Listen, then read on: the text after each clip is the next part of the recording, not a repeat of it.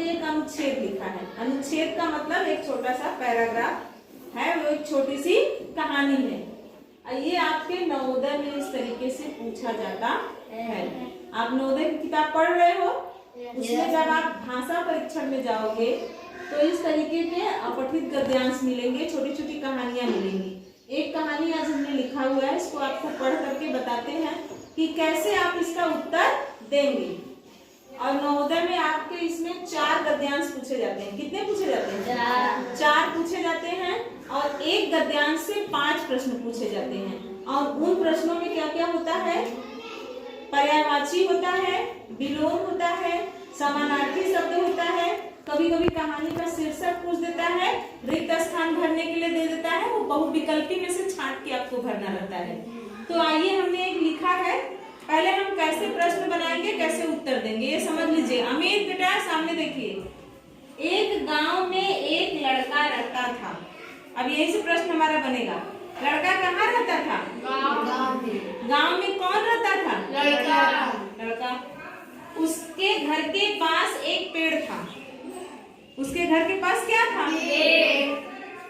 उस पर एक बंदर रहता था। पेड़ पर कौन रहता था? बंदर।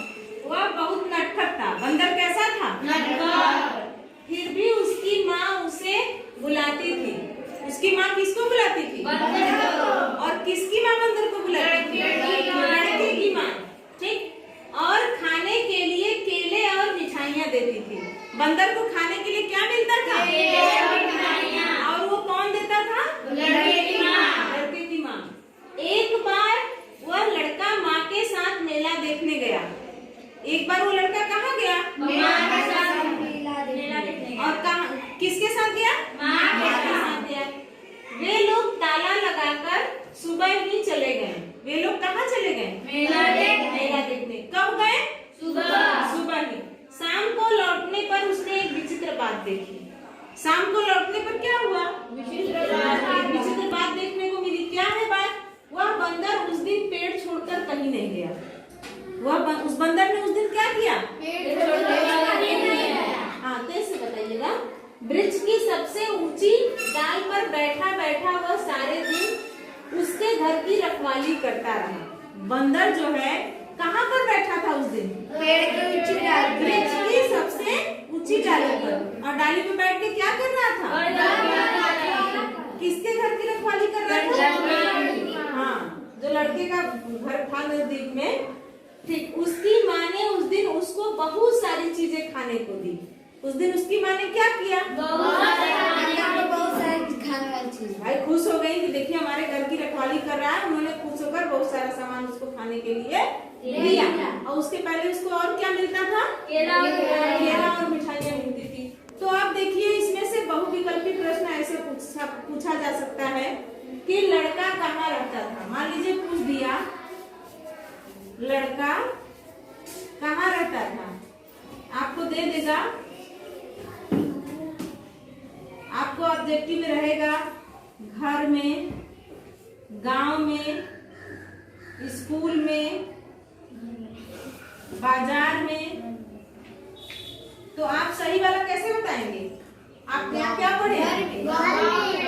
गांव में। एक लड़का जो है गांव में रहता था। तो आ गया।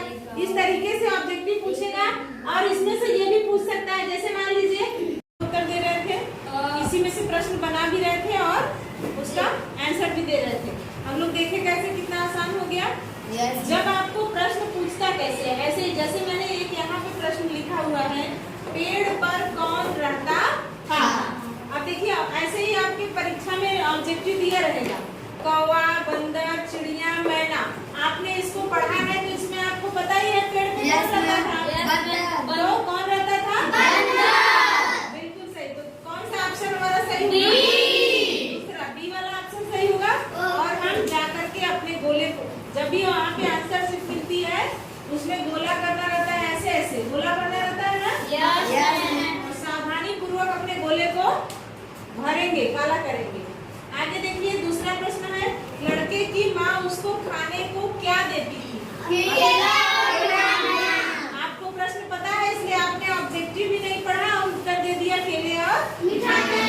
फल, सब्जी, रोटी, केले तो इसमें कौन सा सही है? सही है। अभी तो बहुत अच्छे काम कर रहे हैं। अगला देखिए, लड़के के घर की देखभाल किसने की? बंदर, चिड़िया, कुत्ता, मैना। आपने इसको पढ़ लिया है अच्छे से, तभी बता रहे हैं बंदर। तो इसमें पहला ऑप्शन सही होगा, ये वाला बंदर। अब देखिए ऐसे ही, और इसमें 5 प्रश्न पूछता है बेटा। यहाँ पे जगह नहीं था, हमने 3 ही प्रश्न लिखा है। और इसमें से विलोम शब्द भी पूछता है।